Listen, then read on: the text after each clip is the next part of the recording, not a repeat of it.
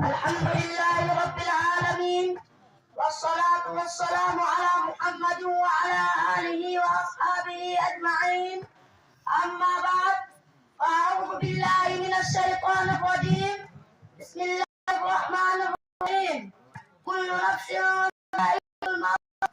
صدق الله العظيم. قال النبي صلى الله عليه وسلم: الدنيا مزرعة الآخرة، كما قال عليه الصلاة والسلام. موت سے کس کو رستگاری ہے، موت سے کس کو رستگاری ہے، آج وہ کل ہماری باری ہے. عزیز ساتھیوں، بے انتہا تعریف اس خدا کی ہے جس کے قبضہ قدرت میں میری جان ہے، اور درود و سلام نازل ہو اس پاک ذات پر کہ جس نے موت کے لیے زندگی گزارنے کا سلیقہ سکھلایا ہے. اس دنیا میں جو شخص بھی آیا وہ رہنے کے لیے نہیں آیا بلکہ مر جانے کے لیے ہی آیا. عزیزان ملت، ہر ایک کی زندگی ہوتی ہے، زندگی کا آغاز بھی ہے اور انتہا بھی ہے، اور یہ سفر مسلسل چلتا رہتا ہے، سمندروں کی طغیانی کی طرح دوڑتا رہتا ہے، طوفانی ہواؤں کی طرح اس دور میں بہت سے دشوار کن مراحل سامنے آتے ہیں، لیکن اس کا ڈٹ کر مقابلہ بھی ہوتا ہے. جو دیواری آہنی بھی اس سفر میں آئی ہوتی ہے اگر اس کو پاش کیا جاتا ہے، لیکن ان تمام محنتوں کے باوجود بھی ہر سفر کی ایک منزل ہوتی ہے، ہر ہوا پہ ہوتا ہے، ہر ابتدا کی ایک انتہا بھی ہوتی ہے، ہر آغاز کا ایک اختتام بھی ہوتا ہے. یہی مقصد زندگی اور منشائی خداوندی ہوتی ہے، اور ابتدا کی انتہا بھی نہ ہو تو سلسلہ لازمی آئے گا. تو محل ہے، کسی شاعر نے کیا ہی خوب کہا ہے: ہم سب مسافر ہیں قبر آخر ٹھکانا، ہم سب مسافر ہیں قبر آخر ٹھکانا، کوئی آگے روانہ کوئی پیچھے روانہ. گویا کہ اس دنیا میں انسان کے آنے کا مقصد یہی سے جاننا ہی ہے کہ دنیا کی زندگی کا مقصد زیست نہیں ہے بلکہ کوئی زندگی کا مقصد زیست ہے. تو پھر انسان کو اس زندگی پانی کے لیے اس طرح تیاری کرنی چاہیے جس طرح کسی دور علاقے میں سفر میں جانے کے لیے پوری طرح تیاری کی جاتی ہے. انسان کو موت کے لیے اسی طرح تیاری کرنی چاہیے جس طرح کسی دور علاقے میں آدمی ملازمت پر جانے کے لیے تیاری کرتا ہے. لیکن دوستو، افسوس اس بات کا ہے کہ آج ہم آخرت کو بھول گئے ہیں، اپنی قبر کو فراموش کر بیٹھے ہیں. وہ قبر جو ہمارے انتظار اور طاقت میں بیٹھی ہے اسے ہم بھول چکے ہیں. حضور صلی اللہ علیہ وسلم نے قبر کے بارے میں فرمایا: میں تو جانتا ہوں اگر انسان جسے جان لے تو انسان اپنے دربار چھوڑ کر جنگل میں چلے جاتے اور اپنے اہل کو بھی بھول جاتے. حضرات گرامی، انسان موت اور آخرت کی زندگی سے اس کا غافل ہے، متوجہ کرنے کے باوجود بھی متوجہ نہیں ہوتا. بیچارہ انسان موت پر کامل یقین رکھتا ہے اور دل ہی دل میں یہ بھی چاہتا ہے کہ اس کی موت اچھی حالت میں آئے، آخری وقت کرنا نصیب ہو اور ایمان کی حالت میں خاتمہ ہو.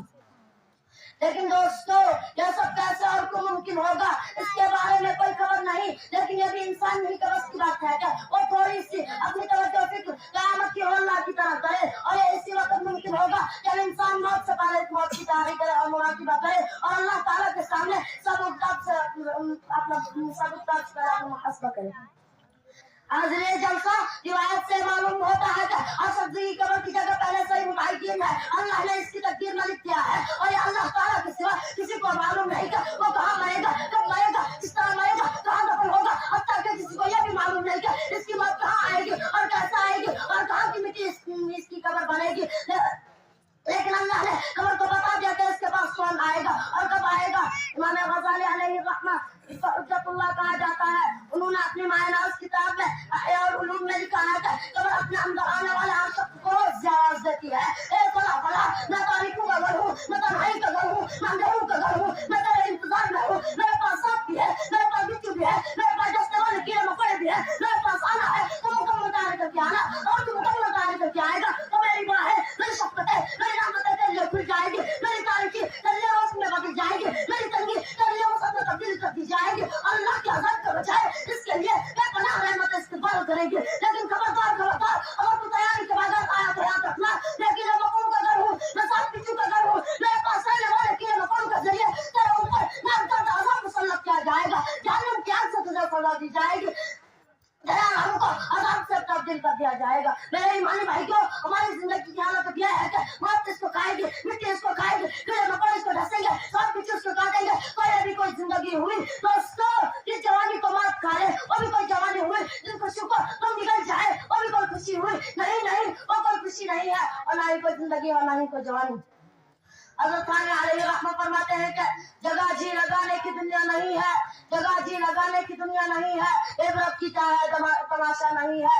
دنیا والوں بڑے بڑے محل کو ذرا جا کر دیکھو تو صحیح. آج ہم مکڑیوں کے جالے ہیں, مینڈکوں کے گھر ہے, مچھروں کی فیکٹری ہے, پرندوں کے ڈھیر ہے, اگلے سب ایران پڑے ہوئے ہیں. اس پر راج کرنے والوں کو آج کے کھا گئے, ان کی قبریں تو مٹی ہی مٹی ہے. دنیا والوں مجھے بتاؤ تو صحیح, دنیا کی فاتح اعظم کے اندر فرد قبر کہاں ہے, پہلوانی اعظم مسلم ہندی کی قبر کہاں ہے, فرعون کی قبر کہاں ہے, قارون کی قبر کہاں ہے, نمرود و حامان کی قبر کہاں ہے, اور مجاہد اتم و شیبہ کی قبر کہاں ہے. ان کے علاوہ دنیا میں سب سے بڑے بڑے بادشاہ تین گزرے ہیں جن کی بادشاہی پوری دنیا میں پھیلی ہوئی تھی. آج وہ بادشاہ کہاں ہے, آج وہ شاہجہاں کہاں ہے, آج وہ بادشاہ عالمگیر کہاں ہے جن کا تخت کو موجود ہے, اور تخت نشین کوئی نہیں, شاہی کو موجود ہے, بادشاہ کوئی نہیں, گھر کو باقی ہے, گھر کا مالک کوئی نہیں, سیاست تو موجود ہے, اور سیاستدان کوئی نہیں. اس کے باوجود بھی تم لوگ حاصل نہیں کرو گے. کہاں میں کب بھول گئے ہو, قبر کے ساتھ بچھو کا نظریہ انداز کر دیے ہو. یہ تمہارا کیسا ایمان ہے, یہ تمہارا کیسا عمل ہے, یہ تمہارا کیسا پکا دل ہے. تمہیں تو احساس ہونا چاہیے, تمہیں تو اچھے عمل کی فکر کرنی چاہیے کہ تم قرآن کریم کی تلاوت نہیں کرتے ہو. حالانکہ قرآن بار بار یہ اعلان کرتا ہے کل نفس ذائقۃ الموت, لیکن اس کے باوجود بھی تم غفلت میں ڈوبے ہوئے ہو. اب میں اس شاعر سے اپنی تقریر کو ختم کرتا ہوں. اے یہاں سے تجھ کو جانا ایک دن, قبر میں ہوگا ٹھکانا ایک دن, منہ خدا کو دکھانا ہے ایک دن, منہ خدا کو دکھانا ہے ایک دن, اپنا غفلت میں گوانا ایک دن. وآخر دعوانا الحمدللہ.